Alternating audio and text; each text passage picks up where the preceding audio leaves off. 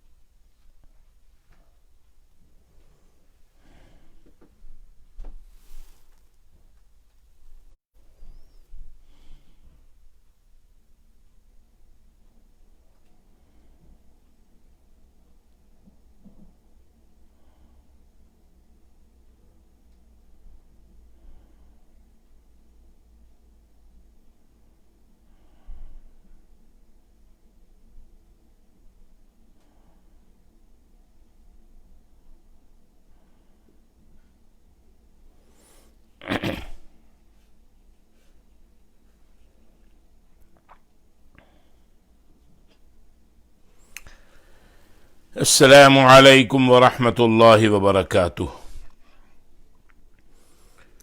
بسم اللہ الرحمن الرحیم۔ الحمد للہ رب العالمین، والصلاة والسلام على اشرف الانبیاء والمرسلین وعلى آلہ وصحبہ اجمعین۔ بسم اللہ الرحمن الرحیم۔ محترم سامعین کرام، آپ حضرات بڑی باقاعدگی کے ساتھ اس وقت جمع ہوتے ہیں، اور ہم نے اس مرتبہ زیادہ توجہ دی ہے کہ اہل بیت اطہار کے فضائل و مناقب زیادہ سے زیادہ بیان کیے جائیں، لوگوں کے دلوں میں اہل بیت اطہار کی زیادہ سے زیادہ عزت، عظمت، رفعت اور شان ان کے سامنے بیان کی جائے، تاکہ ان کے دل ان کی تعظیم سے معمور ہو سکیں۔ معمور کا مطلب آباد ہونا، آباد ہو سکے، منور ہو سکے، روشن ہو سکے۔ یہی ہمارا مقصد ہے، اور آج الحمدللہ 9 محرم الحرام ہے۔ آج ہم مختصراً جو سلف صالحین کی کتابوں میں اہل بیت اطہار یعنی نبی کے گھرانے کے افراد کے ساتھ کیسا معاملہ کرنا چاہیے، ان کے ساتھ کیسا برتاؤ کرنا چاہیے، اس کا ذکر وقتاً بوقتاً ہماری جو اسلامی تاریخ کی مستند کتابیں ہیں ان کے اندر آتا رہتا ہے۔ تو 2-3 واقعات بس میں آپ کے سامنے بیان کروں گا۔ جس طرح ہم نے شروع سے کہا تھا کہ ہم اس کو تقریر یا بیان کے انداز میں نہیں، بلکہ زیادہ تر اس کو ہم ایک سبق کے انداز میں، جس طرح ہم کوئی سبق یا کوئی نصیحت کی بات سنتے ہیں اس کا مذاکرہ کرتے ہیں، اس انداز میں۔ اللہ تعالیٰ ان اہل بیت اطہار کے ساتھ ہم سب کی محبت میں اضافہ فرمائے، اور اللہ تبارک و تعالی روز حشر، روز قیامت ان کی شفاعت ہم سب کو عطا فرمائے، اور اللہ تبارک و تعالی ہم کو جنت الفردوس میں ان پاک ہستیوں کی سنگت نصیب فرمائے، آمین۔ بسم اللہ الرحمن الرحیم۔ ایک سید زادی کے قیام و طعام کا بندوبست کرنا۔ اس کتاب کو امام جوزی نے اس بات کو، یہ جو آپ کے سامنے واقعہ بیان کر رہا ہوں، البر والصلہ، اور اسی طرح الشرف المؤبد لآل محمد، امام نبہانی رحمۃ اللہ علیہ کی کتاب ہے،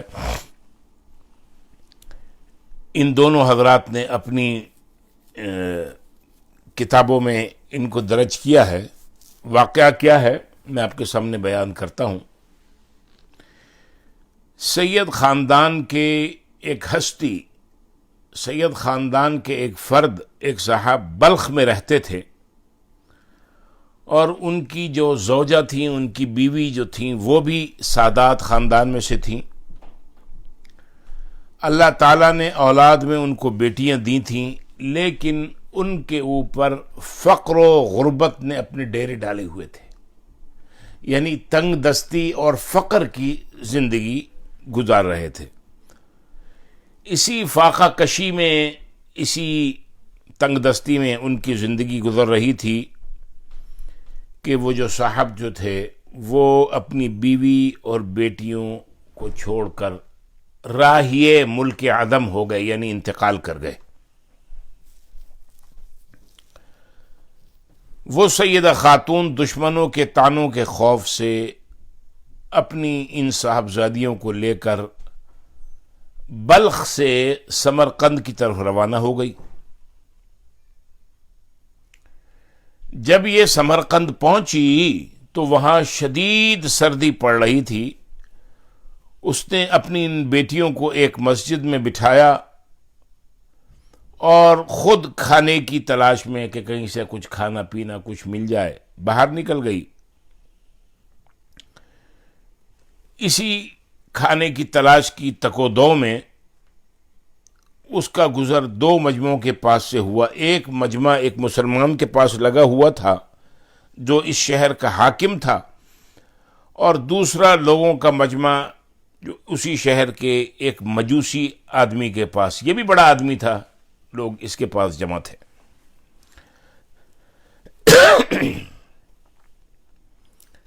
سب سے پہلے وہ اس مسلمان جو حاکم جو تھا اس کے پاس گئی اور اس کے سامنے اپنی قسم پرسی، اپنی تنگ دستی اور اپنی فاقہ مستی کا ذکر کیا، پورا حال بیان کیا، اور کہا کہ ہم کئی دن سے بھوکے ہیں اور ہمیں آج رات کا کھانا چاہیے، ہمارے لیے کھانے کا بندوبست کر دو۔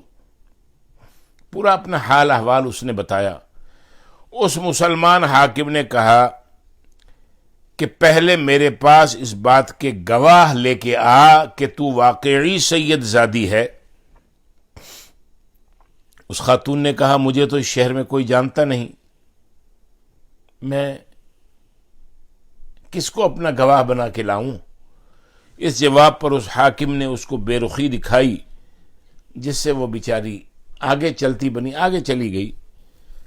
پھر اس سید زادی نے اس مجوسی شخص کا رخ کیا اور اس کے سامنے اپنی ساری پریشانی بیان کی، اور اس نے اس مسلمان حاکم کے پاس، جس کے پاس یہ گئی تھی، نمبردار کہیں، کوئی بڑا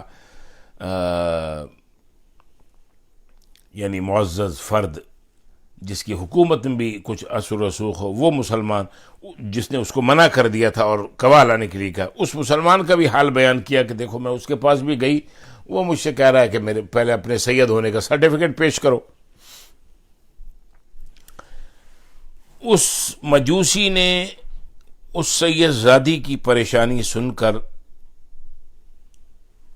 اپنے گھر کی طرف گیا اور کچھ عورتوں کو ساتھ لیا، اور اس عورت کے ساتھ اپنے گھر کی خواتین کو مسجد میں بھیجا کہ وہ اسی وقت اس عورتوں سمیت اس کی بیٹیوں کو اپنے گھر لے آئے۔ اس مجوسی شخص نے ان کے لیے اپنے گھر میں رہنے کا بندوبست فوری طور پہ کیا ایک پورشن میں، اور ان کے کھانے کا بندوبست کیا، اور ان کے لیے اچھے قسم کے کپڑوں سے بھی ان کو نوازا کہ یہ اپنے آپ کپڑے تبدیل کریں، یہ آپ کا گھر کا حصہ ہے، آپ کی پرائیویسی، آپ یہاں رہیں۔ اب رات آ گئی، جب رات آدھی گزر گئی تو اس مسلمان حاکم نے خواب میں دیکھا کہ قیامت قائم ہو گئی ہے۔ حضور صلی اللہ علیہ وآلہ وسلم کے ہاتھ میں ایک جھنڈا ہے، اور جہاں آپ ہیں موجود وہاں سامنے ایک سبز زمرد کا خوبصورت محل ہے۔ تو اس نے کہا یا رسول اللہ صلی اللہ علیہ وسلم، یہ محل کس کا ہے؟ آپ صلی اللہ علیہ وآلہ وسلم نے فرمایا لرجل مسلم موحد، لرجل مسلم موحد، یہ ایک مسلمان شخص کا جو پکا موحد ہے، توحید پرست ہے، یہ اس کا محل ہے۔ تو اس شخص نے، اس حاکم نے رسول اللہ صلی اللہ علیہ وآلہ وسلم سے کہا یا رسول اللہ صلی اللہ علیہ وسلم، میں بھی تو مسلمان آدمی ہوں، یعنی اس نے کہا یا نبی اللہ، یہ محل مجھے مل جائے۔ آپ صلی اللہ علیہ وآلہ وسلم نے فرمایا اقم عندی البینۃ بانک مسلم موحد، پہلے تو میرے پاس اس بات کی گواہی لے کے آ جا، گواہ لے کے آ جا کہ تو مسلمان شخص ہے۔ اپنی مسلمانی پہ پہلے اپنا سرٹیفکیٹ پیش کر کے تو مسلمان بھی تو ہے۔ یہ سنتے ہی وہ شخص ہکا بکا رہ گیا، پریشان ہو گیا۔ آپ صلی اللہ علیہ وآلہ وسلم فرمایا لما قصدتک العلویہ قلت لها اقیمی عند البینہ فکذا انت اقم عندی البینہ، جب وہ سید زادی تمہارے پاس آئی تھی پریشان حال، بے سر و سامان، اور تم سے اس نے اپنی بیٹیوں کی بھوک اور اپنی بھوک کی شدت کے باعث تم سے اس نے کھانے کا مطالبہ کیا تھا کہ کھانا ہمیں کھلا دو، تو اس نے کہا بھائی تم نے یہ کہا کہ ہم سید زادیاں ہیں، تو نے اس سے کہا تھا پہلے اپنے سید ہونے پہ گواہ لے آؤ، تو میں بھی تجھ سے یہ کہہ رہا ہوں اپنے مسلمان ہونے پہ گواہ لے آ۔ اسی حالت میں ایک دم اس کی آنکھ کھل گئی، اٹھ گیا، جاگ گیا، اس نے رونا، سر پیٹنا شروع کر دیا، اور اس سید زادی خاتون کو ڈھونڈنے کے لیے شہر میں چکر لگانا شروع کر دیا۔ اس سے پوچھا، اس سے پوچھا، بااثر آدمی تھا، آخر پتہ یہ چل گیا کہ وہ خاتون اپنی بچیوں سمیت فلاں مجوسی کے گھر میں ہیں۔ وہ اس مجوسی کے پاس آیا اور کہنے لگا آپ کے پاس جو سید زادی خاتون ہیں ان کو میں اپنے پاس لے کے جانا چاہتا ہوں۔ مجوسی نے کہا یہ نہیں ہو سکتا۔ اس نے کہا 1000 سونے کی اشرفیاں مجھ سے لے لو، وہ گھرانہ مجھے دے دو، ان لوگوں کو میرے حوالے کر دو، میں اپنے گھر رکھوں گا۔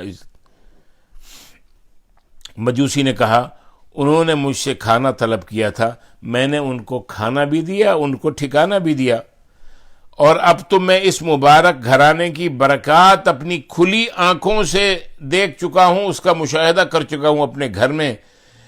اب ان بابرکت خاندان کی سید زادیوں کو میں اپنے پاس رکھنا اپنے لیے ضروری سمجھتا ہوں۔ پھر وہ حاکم شخص مجوسی سے کہنے لگا جس چیز کو تم طلب کر رہے ہو کہ میں ان کو اپنے پاس ہی رکھوں گا، میں اس کا زیادہ حقدار ہوں۔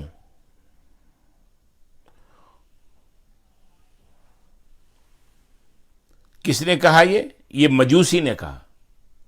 مجوسی نے کہا جو تم چیز مجھ سے طلب کر رہے ہو، جو مجھ سے مانگنے کے لیے آئے ہو، میں اس کا زیادہ حقدار ہوں، کیونکہ وہ محل جو تم دیکھ کے آ رہے ہو وہ میرے مقدر میں ہے۔ اللہ کی قسم میں اور میرے اہل خانہ گزشتہ رات اس وقت تک سوئے نہیں تھے جب تک ہم نے اس سید زادی کے ہاتھ پر اسلام قبول نہیں کر لیا تھا. ان کے نانا کا دین ہم نے قبول کر لیا تھا، اسلام قبول کر کے مسلمان ہو گئے تھے. اور سنو، جیسا خواب تم نے دیکھا تھا ویسا ہی خواب میں نے بھی رات کو دیکھا ہے. اس میں رسول اللہ صلی اللہ علیہ وآلہ وسلم نے مجھ سے فرمایا تھا، العلویۃ وبناتها عندک، وہ سید زادی اور اس کی صاحبزادیاں تمہارے پاس ہیں، آپ کے پاس ہیں؟ تو میں نے عرض کیا جی ہاں. آپ صلی اللہ علیہ وآلہ وسلم نے پھر مجھ سے فرمایا تھا، القصر لک ولی دارک وانت واہل دارک من اہل الجنہ خلقک اللہ مؤمنا فی الازل.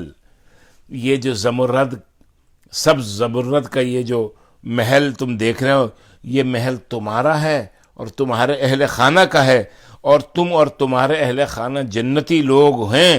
اللہ تعالیٰ نے اپنی تقدیر میں تمہیں ایمان والا ہی پیدا کر دیا تھا کہ تم ایمان، جب اللہ کے پاس جاؤ گے تو بحالت ایمان جاؤ گے. ہم نے ان بابرکت پاک باز ہستیوں کے ہاتھ پہ ہم سب گھر والوں نے اسلام قبول کر لی. یہ دیکھا کہ ایک سید خاندان کے افراد کے ساتھ حسن سلوک کا معاملہ کیا. اللہ کے نبی کبھی اس معاملے کو جو ہے نا ادھار پہ نہیں رکھتے. اللہ تبارک و تعالی ہم سب کو اہل بیت اطہار کی محبت نصیب فرمائے. اب دوسرا واقعہ، احمد ابن حسیب کہتے ہیں کہ میں خلیفہ وقت متوکل کی والدہ محترمہ شجاع صاحبہ کا بطور کاتب ملازم تھا. ایک دن میں اپنے دفتر میں بیٹھا ہوا تھا کہ ان کا خادم ایک تھیلی لیے میرے پاس آیا، یعنی خلیفہ کی والدہ محترمہ کا. کہنے لگا، امیر المؤمنین کی والدہ محترمہ آپ کو سلام کہنے کے بعد یہ کہہ رہی ہیں کہ یہ 1000 دینار میرے عمدہ و پاکیزہ مال میں سے ہے، یہ لے لو اور اسے مستحق لوگوں میں تقسیم کر دو، اور ان مستحقین کے نام اور پتے بھی لکھ کر مجھے دے دینا. یہ پیغام بھجوایا کہ جب اس طرح کا مال ہمارے پاس آیا کرے گا تو ہم انہی مستحقین میں خرچ کر دیا کریں گے. بہرحال وہ کہتے میں نے وہ تھیلی لے لی اور اپنے گھر کی طرف چلتا بنا. پھر میں نے اپنے قابل اعتماد احباب کو یہ ساری بات بتائی جو شجاع نے مجھے کہی تھی، یعنی خلیفہ کی والدہ نے، اور ساتھ میں نے ان سے یہ کہا کہ مجھے کچھ سفید پوش لوگوں کے نام بتاؤ جنہیں تم پہچانتے ہو. تو ان لوگوں نے مجھے کچھ لوگوں کے نام بتائے. میں نے ان لوگوں میں 300 دینار تقسیم کر دیے. ابھی 700 دینار باقی تھے اور مجھے کوئی مستحق ملا نہیں تھا کہ رات ہو گئی، گلیوں کے دروازے بند کر دیے گئے، اور میں ان دیناروں کے متعلق ابھی سرگرداں ہی تھا. سوچ رہا تھا کہ یہ کن کو دوں کہ گلی کے ایک دروازے کی آواز میں نے سنی، کوئی اسے کھٹکھٹا رہا ہے. مجھے بتایا گیا کہ دروازے پر کوئی سید زادہ آیا ہے. تو میں نے کہا آ جائے. وہ اندر آیا اور آ کر مجھے سلام کیا. ادھر میں اپنے دل میں کہنے لگا کہ اس وقت رات کو میرے پاس یہ شخص آیا ہے جس کا رسول اللہ صلی اللہ علیہ وآلہ وسلم کے ساتھ کوئی تعلق و رشتہ ہے، یعنی سید خاندان سے ہے. واللہ اس وقت ہمارے پاس اس کو دینے کے لیے کوئی چیز نہیں. میں نے اس کو صرف 1 دینار دیا اور بس. وہ شکر گزاری کے ساتھ اسے لے کر چلا گیا. جب وہ چلا گیا تو میری اہلیہ باہر آ کر مجھے کہنے لگیں آپ کو شجاع صاحبہ نے مستحقین کو دینے کے لیے 1000 دینار دیے ہیں، بھلا آپ کو رسول اللہ صلی اللہ علیہ وآلہ وسلم کی صاحبزادی کی اولاد سے بھی کوئی زیادہ مستحق نظر آتا ہے؟ آپ یہ بقیہ پوری تھیلی اسی سید زادے کو دے دیں۔ گھر والی کی یہ بات سن کر میں نے اس شخص کو واپس بلوایا اور وہ پوری تھیلی ہی اسی کے حوالے کر دی۔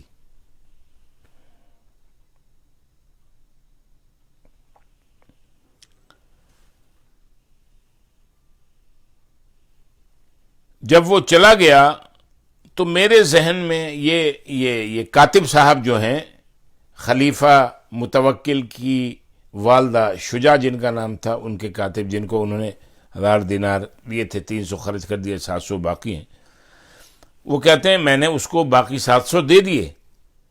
جب وہ چلا گیا تو میرے ذہن میں شیطان نے یہ خیال ڈالا کہ اگر کل خلیفہ وقت متوکل آپ سے یہ کہے کہ یہ تو سید خاندان کا آدمی نہیں تھا، تمہارے پاس اس کے سید ہونے کی کیا دلیل ہے، تو تم کیا جواب دو گے؟ چنانچہ وہ کہتے ہیں کہ میں نے اپنی بیوی سے کہا کہ تم نے تو مجھے مشکل میں ڈال دیا۔ وہ کہنے لگی فکر نہ کرو، ہم ان کے نانا صلی اللہ علیہ وآلہ وسلم پر اعتماد کرتے ہیں کہ ان کی برکت سے اللہ تعالیٰ آسانی فرمائیں گے۔ بہرحال وہ کہتے ہیں اسی کشمکش میں اٹھا اور سونے کی غرض سے بستر پر چلا گیا۔ ابھی مجھے گہری نیند نہیں آئی تھی کہ شجاع صاحبہ کا قاصد مجھے بلانے کے لیے آ گیا۔ میں اٹھا اور ان لوگوں کے ہمراہ چل دیا۔ میں وہاں جب ان کے گھر میں داخل ہوا تو ایک خادم نے میرا ہاتھ پکڑا اور مجھے کہا احمد، آپ نے خود امیر المومنین کی والدہ صاحبہ سے بات کرنی ہے۔ یہ کہہ کر انہوں نے مجھے اندر ان کے پاس داخل کر دیا۔ جب میں داخل ہوا تو انہوں نے مجھے وہیں دروازے پر ہی ٹھہرا لیا اور یہ آواز دی احمد۔ میں نے عرض کی جی میں حاضر ہوں۔ شجاع صاحبہ کہنے لگے حساب 1000 دینار بل حساب 700 دینار، 1000 دینار کا حساب بلکہ ان 700 دینار کا حساب۔ اللہ، یہ کہہ کر وہ رونے لگیں۔ میں نے دل میں کہا شاید اس سید زادے نے باہر آ کر ساری بات بتا دی ہے کہ میں نے پورے 700 دینار کی تھیلی اس سید زادے کو بلا تحقیق ہی دے دی اور میرے قتل کا حکم جاری کیا جا چکا ہے۔ اب یہ مجھ پر رحمت و شفقت کی وجہ سے رو رہی ہیں کہ عن قریب میرا سر قلم کر دیا جائے گا۔ پھر انہوں نے دوبارہ وہی بات کہی احمد 1000 دینار کا حساب بلکہ ان 700 دینار کا حساب، اور رونا شروع کر دیا۔ 3 بار انہوں نے اسی طرح کیا۔ اس کے بعد اس نے بمشکل اپنے رونے دھونے کو ضبط کر کے مجھ سے ان کا حساب طلب کیا۔ میں نے ان کو سچ سچ بتانا شروع کیا۔ جب میں اس سید زادے کا ماجرا بیان کرنے لگا تو وہ ایک بار پھر آبدیدہ ہو گئیں، رونے لگیں اور کہا احمد اللہ تعالیٰ تمہارا بھلا کرے، اللہ تعالیٰ تمہاری اہلیہ کا بھی بھلا کرے۔ تم جانتے ہو کہ آج رات میرے ساتھ کیا بات پیش آئی، کیا ماجرا ہوا؟ میں نے عرض کیا نہیں جی۔ انہوں نے کہا میں سوئی ہوئی تھی، مجھے رسول اللہ صلی اللہ علیہ وآلہ وسلم کے خواب میں زیارت ہوئی۔ آپ صلی اللہ علیہ وآلہ وسلم نے مجھ سے فرمایا جزاک اللہ خیرا وجزا احمد بن حصیب خیرا وجزا فی منزلہ خیرا فقد فرجتم فی هذه الليلة عن 3 من ولدی ما كان لهم شيء۔ اللہ تعالیٰ تمہارا بھلا کرے، احمد بن حصیب کا بھلا کرے، اس کی گھر والی کا بھلا کرے۔ تم لوگوں نے آج رات میری اولاد کے 3 افراد کی تکلیف دور کر دی ہے، ان کے پاس کچھ بھی نہیں تھا۔ یہ خواب سنانے کے بعد شجاع نے کہا احمد یہ زیور و کپڑے اور یہ مزید دینار لے لو اور اسی سید زادے کو دے دینا اور انہیں یہ پیغام بھی پہنچا دینا کہ اس طرح کا جو بھی عمدہ و پاکیزہ مال ہمارے پاس آتا رہے گا ہم آپ کو آئندہ پہنچاتے رہیں گے۔ نیز اس کے علاوہ یہ زیورات و کپڑے یہ مال لو، اپنی اہلیہ کو دے دینا اور انہیں کہنا اے بابر کا خاتون اللہ تعالیٰ تمہیں جزائے خیر دے کہ یہ سب کچھ تمہاری رہنمائی کی وجہ سے ہوا ہے اور احمد یہ مال تم لے لو، یہ تمہارا ہے، اور پھر مجھے بھی بہت سا مال اور بہت سے عنایات اور کپڑے عطا کیے۔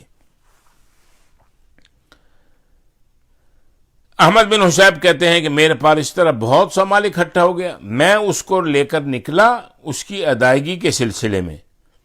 ابتداً میں نے اس سے یہ زیادہ سے کی، چنانچہ میں نے جا کر ان کا دروازہ کھٹکھٹایا، وہ باہر آئے اور مجھے کہا لاؤ بھائی وہ سامان۔ تو میں نے ان سے پوچھا کہ آپ کو کیسے پتہ چلا اس سامان کا؟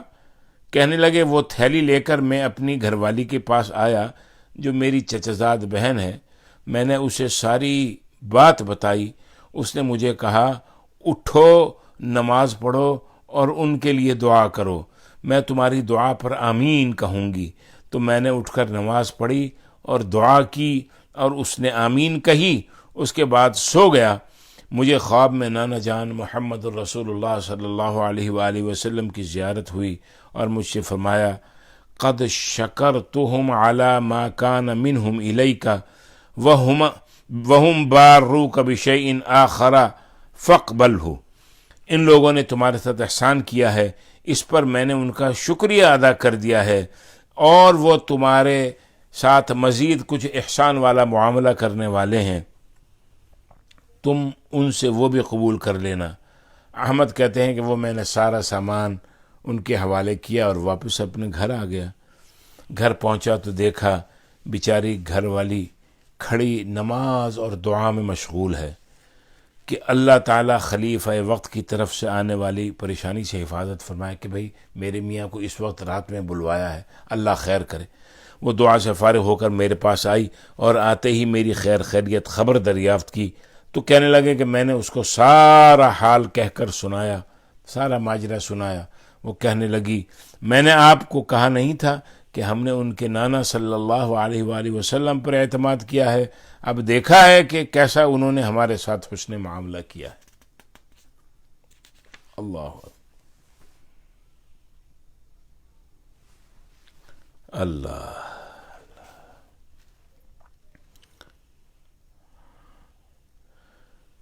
اس واقعے کو بھی امام جوزی نے البر والصلہ میں اور اسی طرح الاتحاف بحب الاشراف میں بھی یہ واقعہ آیا ہے۔ ایک اور واقعہ، ربیع بن سلیمان رحمۃ اللہ علیہ کہتے ہیں کہ میں حج کے لیے جا رہا تھا، میرے ساتھ میرے بھائی تھے اور ایک جماعت تھی۔ جب ہم کوفہ پہنچے تو وہاں ضروریات سفر خریدنے کے لیے میں بازاروں میں گھوم رہا تھا کہ ایک ویران سی جگہ میں ایک خچر مرا ہوا پڑا تھا، اور ایک عورت جس کے کپڑے بہت پرانے اور بوسیدہ تھے چاقو لیے ہوئے اس کے گوشت کے ٹکڑے کاٹ کاٹ کر ایک ٹوکری میں رکھ رہی تھی۔ مجھے خیال ہوا کہ یہ مردار گوشت لے جا رہی ہے، اس پر سکوت کرنا، خاموش رہنا ہرگز نہیں چاہیے۔ عجب نہیں کہ یہ کوئی بھٹیارن عورت ہے، یہی پکا کر لوگوں کو کھلائے، جیسے کوئی کچھ پکا کے روٹی اور سالن رکھ لیتے ہیں، مزدوروں کو، مسافروں کو، آنے جانے والوں کو کھلاتے ہیں، کم قیمت پہ اپنا گھر بار چلاتے ہیں۔ تو انہوں نے کہا شاید میں یہ سوچ رہا ہوں کہ یہ کوئی بھٹیارن عورت ہے، یہ پکائے گی کھلائے گی۔ میں اس کے پیچھے ہو لیا اس طرح کہ وہ مجھے دیکھ نہ سکے۔ وہ عورت ایک بڑے مکان میں پہنچی جس کا دروازہ بھی اونچا تھا، اس نے جا کر دروازہ کھٹکھٹایا، اندر سے آواز کون ہے؟ تو اس نے کہا کھولو، میں ہی وہی بدحال ہوں۔ دروازہ کھولا گیا اور اس میں سے 4 لڑکیاں آئیں جن کے چہرے سے بدحالی اور مصیبت کے، تکلیف کے، فاقہ کشی کے آثار ظاہر ہو رہے تھے۔ وہ عورت اندر گئی، وہ ٹوکری ان لڑکیوں کے سامنے رکھ دی۔ میں دروازے کی جھری میں سے جھانک رہا تھا، میں نے دیکھا گھر اندر سے بالکل برباد تھا۔ اس عورت نے روتے ہوئے لڑکیوں کو آواز دی اور کہا کہ لو اس کو پکا لو اور اللہ کا شکر ادا کرو، اللہ تعالیٰ کا اپنے بندوں پر اختیار ہے، اسی کے قبضے میں لوگوں کے قلوب ہیں۔ وہ لڑکیاں اس گوشت کو کاٹ کاٹ کر آگ پر بھوننے لگیں تو وہ کہنے لگے کہ مجھے بہت بے چینی محسوس ہوئی۔ میں نے دروازہ کھٹکھٹایا، باہر سے آواز دی، اے اللہ کی بندی، اللہ کے واسطے اس کو نہ کھا، یہ جو تم پکا رہی ہو بھون رہی ہو کھا۔ وہ کہنے لگی تو کون ہے؟ میں نے کہا میں ایک پردیسی آدمی ہوں۔ کہنے لگی اے پردیسی تو ہم سے کیا چاہتا ہے؟ ہم تو خود ہی اپنے مقدر کے قیدی ہیں، 3 سال سے ہمارا نہ کوئی معین ہے نہ مددگار ہے، تو ہم سے کیا چاہتا ہے؟ تو کہنے لگے کہ میں نے وہی باہر سے دروازے کے باہر سے کہا کہ مجوسیوں کے ایک فرقے کے علاوہ مردار کا کھانا تو کسی مذہب میں جائز نہیں، تو یہ مردار لا کے ان کو کھلا رہی ہے۔ تو وہ کہنے لگی ہم خاندان نبوت کے شریف ہیں، خاندان نبوت سے ہمارا تعلق ہے، یعنی اہل بیت اطہار میں سے ہیں، سید ہیں۔ ان لڑکیوں کا باپ بڑا اچھا نیک آدمی تھا، وہ اپنے ہی جیسوں سے ان کا نکاح کرنا چاہتا تھا، لیکن نوبت ہی نہ آئی، اس کا انتقال ہو گیا۔ جو ترکہ تھوڑا بہت اس نے چھوڑا تھا وہ ختم ہو گیا۔ ہمیں معلوم ہے کہ مردار کھانا جائز نہیں، لیکن یہ اضطرار میں تو جائز ہو جاتا ہے۔ ہمارا 4 دن کا فاقہ ہے، 4 دن سے ہم نے کچھ نہیں کھایا۔ ربیع کہتے ہیں کہ ان کے حالات سن کر مجھے رونا آ گیا، اور میں روتا ہوا بے چین دل لے کر وہاں سے واپس ہوا جہاں ان کا قافلہ ٹھہرا ہوا تھا حج کے لیے جو جا رہے تھے۔ تو میں نے اپنے بھائی سے آ کر کہا میرا ارادہ تو اب حج کا نہیں رہا۔ اس بھائی نے مجھے بہت سمجھایا، حج کے فضائل بتایا کہ حاجی ایسی حالت میں لوٹتا ہے کہ اس پر کوئی گناہ نہیں رہتا وغیرہ وغیرہ، بہت احادیث سنائی۔ میں نے کہا بس لمبی چوڑی باتیں نہ کرو، یہ کہہ کر میں نے اپنے کپڑے اور احرام کی چادریں اور سامان جو میرے ساتھ تھا وہ سب لیا، اور نقد 600 درہم تھے وہ بھی لیے، اور ان میں سے 100 درہم کا آٹا خریدا، 100 درہم کا کپڑا خریدا، اور جو باقی جو درہم بچے وہ آٹے میں چھپا کر اس بڑھیا کے اس خاتون کے گھر پہنچا آیا، اور یہ سارا سامان وغیرہ میں نے اس کو دے دیا۔ اس عورت نے اللہ کا شکر ادا کیا اور کہنے لگی، نام وام پوچھا اس نے، پھر اس نے کہا اذهب یا ابن سلیمان غفر اللہ لک ما تقدم من ذنبک وما تأخر ورزقک الاجر الحج والعمرۃ واسکنک جنت واخلف علیک خلف یبین علیک۔ اے ابن سلیمان جا، اللہ جل شانہ تیرے اگلے پچھلے سب گناہوں کو معاف کر دے، تجھے حج اور عمرے کا ثواب عطا فرما دے، اور اپنی جنت میں تجھے جگہ عطا فرما دے، اور اس کا ایسا بہترین بدل عطا فرما دے جو تجھے بھی ظاہر ہو جائے، تیرے اوپر بھی ظاہر ہو جائے۔ پھر سب سے بڑی لڑکی نے کہا ضاعف اللہ اجرک وغفر وزرک، اللہ تعالیٰ تیرا اجر دگنا کر دے اور تیرے گناہ معاف کر دے۔ دوسری لڑکی نے کہا عوضک اللہ اکثر مما تصدقت به علینا، اللہ تعالیٰ تجھے اس سے بہت زیادہ عطا فرمائے جتنا تو نے ہمیں دے دیا ہے۔ تیسری بچی نے کہا حشرک اللہ مع جدنا، اللہ تعالیٰ قیامت کے دن تیرا حشر ہمارے نانا محمد الرسول اللہ صلی اللہ علیہ وآلہ وسلم کے ساتھ فرمائے۔ چوتھی نے جو سب سے چھوٹی بچی تھی اس نے کہا الہی عجل علی من احسن الینا بالخلف واغفر له ما لحق من ذنبه وما سلف، اے اللہ جس نے ہم پہ احسان کیا ہے اس کا نعم البدل جلد از جلد اس کو عطا فرما، اور اس کے اگلے پچھلے گناہوں کو معاف فرما۔ ربی کہتے ہیں حج کا قافلہ روانہ ہو گیا، میں کوفہ ہی میں مجبور پڑا رہا۔ وہ سب حج سے فارغ ہو کر لوٹ بھی آئے۔ مجھے خیال ہوا کہ ان حجاج کا استقبال کروں، ان سے بھی اپنے لیے دعا کراؤں کہ کسی کی مقبول دعا مجھے بھی لگ جائے کہ یہ سب حج کے لیے چلے گئے تھے اور اب حج سے واپس آ رہے ہیں۔ جب حجاج کا قافلہ میری آنکھوں کے سامنے آ گیا تو مجھے اپنے حج سے محرومی پر بہت افسوس اور بہت رنج ہوا، اور رنج کی وجہ سے میرے آنسو نکل آئے۔ وہ کہتے ہیں کہ جب میں ان سے ملا اپنے حج کر کے واپس آنے والوں سے، تو میں نے کہا اللہ عز و جل تمہارا حج قبول کرے اور تمہارے اخراجات کا بدل عطا فرمائے۔ ان میں سے ایک نے کہا یہ دعا کیسی؟ میں نے کہا ایسے شخص کی دعا جو دروازے تک کی حاضری سے محروم رہا۔ وہ کہنے لگے بڑے تعجب کی بات ہے، اب تو وہاں جانے سے انکار کرتا ہے، تو کہہ رہا ہے کہ تم چلے گئے میں نہیں گیا، انکار کر رہا ہے۔ تو ہمارے ساتھ میدان عرفات میں نہیں تھا، تو نے ہمارے ساتھ رمی جمرات نہیں کی، تو نے ہمارے ساتھ طواف نہیں کیا، تو ہمارے ساتھ مینا مزدلفہ عرفات میں نہیں تھا، ہم نے خود تجھے دیکھا، ہمارے ساتھ ساتھ تو چل رہا تھا، اور اب ہمارے سامنے آ کے ایسی باتیں کر رہا ہے کہ میرے لیے دعا کرو، تم ہو کے آ گئے، میں محروم رہا۔ وہ آدمی کہہ رہا ہے، میں اپنے دل میں سوچنے لگا یہ اللہ کا لطف ہے کہ اتنے میں خود میرے شہر کے حاجیوں کا قافلہ بھی آ گیا۔ تو میں نے کہا حق تعالی شانہ تمہاری سعی مشکور فرمائے، تمہارا حج قبول فرمائے۔ وہ بھی یہی کہنے لگے، تو ہمارے ساتھ عرفات میں نہیں تھا، تو نے ہمارے ساتھ رمی نہیں کی، تو مینا مزدلفہ عرفات میں ہمارے ساتھ ساتھ تو چل رہا تھا، اب یہ کیا باتیں کر رہا ہے؟ ہمیں کہہ رہا تھا میں نہیں جا سکتا، انکار کر دیے جانے سے، لیکن ساتھ ساتھ تو ہر جگہ ہمارے ساتھ تھا، اب انکار کرتا ہے۔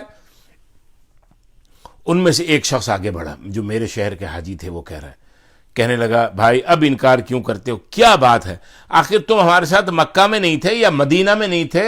ہم مکہ میں گئے، حج کیا، وہاں تو ہمارے ساتھ تھے، زیارات کے لیے مدینہ گئے، وہاں تم روضہ رسول پہ، جنت البقیع پہ، ہر جگہ ہمارے ساتھ تھے۔ اور ایک بات پھر ایک جو شخص آگے بڑھا، اس نے کہا بھائی جب ہم نبی پاک صلی اللہ علیہ وسلم کے روضہ اقدس کی زیارت کر کے باب جبریل سے باہر آ رہے تھے، اس وقت لوگوں کے ہجوم اور کثرت کی وجہ سے تم نے یہ تھیلی میرے پاس امانت رکھوائی تھی، جس پر یہ مہر لگی ہوئی تھی، اور مہر پہ لکھا ہوا تھا من عاملنا ربحہ، جو ہم سے معاملہ کرتا ہے نفع کماتا ہے۔ یہ تمہاری تھیلی بابا، یہ اپنی تھیلی لو واپس رکھو، تم وہاں سے گھوم پھر کے پھر ہمیں نظر ہی نہیں آئے، یہ لو واپس اپنی تھیلی۔ ربی کہتے ہیں واللہ میں نے اس تھیلی کو کبھی پہلے دیکھا ہی نہیں تھا، اس آدمی نے مجھے زبردستی میرے حوالے کیا اور کہا، اور یہ اپنے گھر لے کے آ گئے۔ عشاء کی نماز کے بعد عشاء کی نماز پڑھی، اپنا وظیفہ جو پڑھتے تھے وہ پڑھا، اسی سوچ میں جاگتا رہا کہ آخر قصہ کیا ہے، کیا ماجرا ہے۔ ان کی آنکھ لگ گئی تو کہنے لگا میں نے خواب میں رسول اللہ صلی اللہ علیہ وآلہ وبارک وسلم کی زیارت کی، میں نے حضور کو سلام کیا اور حضور کے دست اقدس پر بوسہ دیا، چوما۔ حضور نے تبسم فرماتے ہوئے میرے جواب دیا، ارشاد فرمایا یا ربیع کم نقیم لک الشہود وانت لا تقبل اعلم انه لما حضر قلبك وتصدقت بصدقتك على المرأة التي هي من اہل بیتی وآثرت بزاد سفرك وتخلفت عن الحج سألت الله ان يعوضك خيرا مما انفقت فخلق الله تعالى ملكا على صورتك يحج عنك كل سنة إلى يوم القيامة وعوضك في الدنيا 600 دينار عن 600 درہم فطب نفسا وقر عینا۔ سبحان اللہ۔ نبی پاک صلی اللہ علیہ وسلم نے کیا فرمایا؟ نبی پاک صلی اللہ علیہ وسلم نے اس سے فرمایا اے ربیع، آخر ہم کتنے گواہ اس پر قائم کریں کہ تو نے حج کیا ہے؟ ہر آدمی آتا ہے کہتا ہے کہ ہمارے ساتھ حج پہ تھے، ہمارے گروپ میں تھے، ہمارے ساتھ چل رہے تھے، ہمارے ساتھ تھے، مینا میں تھے، مزدلفہ میں تھے، عرفات میں تھے، جمرات پہ تھے، طواف پہ تھے، مسعی میں تھے، سعی کرتے ہوئے تھے، نمازیں پڑھتے ہوئے کعبہ میں تھے، پھر زیارات کے لیے نبی پاک صلی اللہ علیہ وسلم فرمایا ربی ہم کتنے گواہ تجھے پیش کریں کہ تو نہیں حج کیا، تو مانتا کیوں نہیں؟ سن، بات یہ ہے کہ جب تو نے اس عورت پر جو میری اولاد تھی صدقہ کیا، اپنا زاد راہ ایثار کر کے اپنا حج ملتوی کر دیا، تو میں نے اللہ جل شانہ سے دعا کی کہ وہ اس کا نعم البدل تجھے عطا فرمائے۔ تو حق تعالی شانہ نے ایک فرشتہ تیری صورت کا بنا کر اس کو حکم فرما دیا کہ وہ قیامت تک ہر سال تیری طرف سے حج کیا کرے، اور دنیا میں تجھے یہ عوض دیا، یہ بدلہ دیا کہ 600 درم کے بدلے میں 600 دینار اشرفیاں عطا کی، تو خوش رہ اور اپنی آنکھیں ٹھنڈی رکھ۔ اس کے بعد حضور صلی اللہ علیہ وآلہ وسلم نے وہی ارشاد فرمائے جو تھیلی کے اوپر کنداں تھے، من عاملنا ربحا، من عاملنا ربحا، جو ہم سے معاملہ کرتا ہے نفع اٹھاتا ہے۔ ربی کہتے ہیں میں جب سو کر اٹھا اور اس تھیلی کو کھولا تو اس میں 600 اشرفیاں تھیں، اللہ. اور یہ باتیں سب ہمارے ائمہ کی مستند کتابیں، علامہ سخاوی کی الاستجلاب، تذکر، پھر اس کے بعد تذکرۃ الخواص، الاتحاف بحب الاشراف، فضل آل البیت مقریزی کی، اور روض الریاحین، یہ سب وہ مستند کتابیں ہیں جن کے اندر یہ واقعات اور اس انداز کے بے شمار واقعات جو ہے اکابرین نے اور ائمہ نے بیان فرما دیے ہیں. اللہ تبارک و تعالی سے دعا ہے کہ اللہ تبارک و تعالی ہم سب کو حب اہل بیت اطہار نصیب فرمائے. اللہ تعالی جن گھروں کے اندر یہ نام لیا جا رہا ہے، سنا جا رہا ہے، دیکھا جا رہا ہے، پڑھا جا رہا ہے، اللہ تبارک و تعالی ان گھرانوں کے اندر، ان خاندانوں کے اندر ہر قسم کی برکتیں نصیب فرمائے، رزق میں، مال میں، اولاد میں، عافیت میں، سلامتی میں، رشتوں میں. اللهم صل على محمد وعلى أهل بيته كما صليت على إبراهيم إنك حميد مجيد. اللهم صل علينا معهم. اللهم بارك على محمد وعلى أهل بيته كما باركت على إبراهيم إنك حميد مجيد. اللهم بارك علينا معهم. صلوات الله وصلوات المؤمنين على محمد النبي الأمي. السلام عليكم ورحمة الله وبركاته.